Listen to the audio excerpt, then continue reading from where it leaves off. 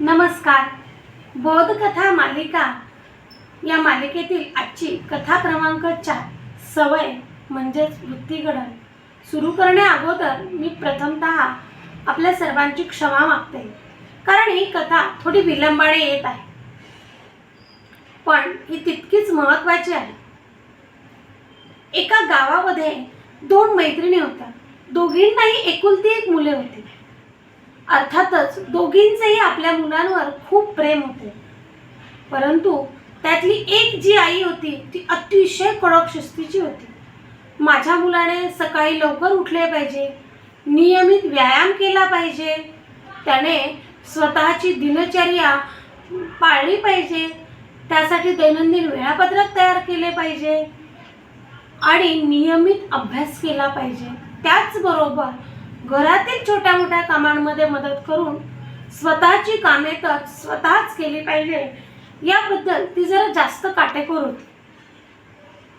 दुसरी मैत्रीण जी होती तिला माझ्या मुलाने खूप अभ्यास करावा, नियमित अभ्यास करावा आणि शाळेमध्ये पहिला क्रमांक मिळवावा याबद्दल काटेकोर होती, परंतु त्याने वेळापत्रक पाळावे का, व्यायाम करावा का याबद्दल तिचा कटाक्षाने नव्हता. तसेच माझ्या मुलाने अभ्यासाव्यतिरिक्त इतर घरकाम करणे तिला मान्य नव्हते. ती प्रत्येक गोष्ट, प्रत्येक वस्तू त्या मुलाच्या हातामध्ये आणून देत होती.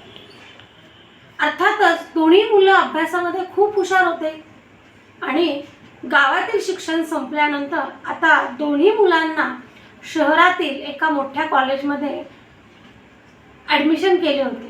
दोन्ही मुलं आता हॉस्टेलवर राहत होती. ज्या मुलाच्या आईने स्वावलंबनाच्या सवयी लावल्या होत्या आणि कडक शिस्तीचे पालन करायला शिकवले होते, ते मूल अगदी सहजगत्या त्या शहरी वातावरणामध्ये तो अभ्यासाचा ताण, तिथली दैनंदिन नित्यचर्या या सगळ्या गोष्टी पाळून नियमितपणे अभ्यासही करत होते.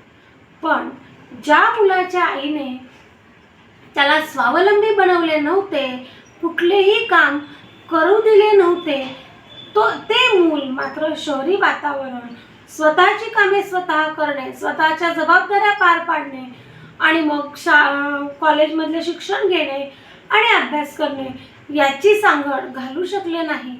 अर्थातच त्याचा अभ्यासामधला जो उत्साह होता किंवा जी गती होती ती कमी झाली आणि अपयश त्याच्या पदरी पडले. या गोष्टीतून मला सगळ्या पालकांना एक विनंती करायची आहे की आपणही आपल्या मुलांना चांगल्या शिस्तीचे पालन करायला शिकवा, त्यांच्या सवयींवर लक्ष द्या, स्वावलंबनाची वृत्तीघडण त्यांच्यामध्ये होईल याविषयी काटेकोर राहा. तरच जर आपल्या मनामध्ये पुत्र व्हावा ऐसा गुंडा ज्याचा तिन्ही लोकी झेंडा ही मनीषा असेल, तर आधी मुलांना स्वावलंबी बनवा. स्वावलंबनाची वृत्तीघडण करणे हा यशाचा एकमेव मार्ग आहे. तर सगळ्या पालकांनी या गोष्टीचा खरंच गांभीर्याने विचार करावा आणि आपल्या मुलांना त्याप्रमाणे वागायला शिकवावे ही विनंती. कथा आवडल्यास कथेला भरभरून प्रतिसाद द्या.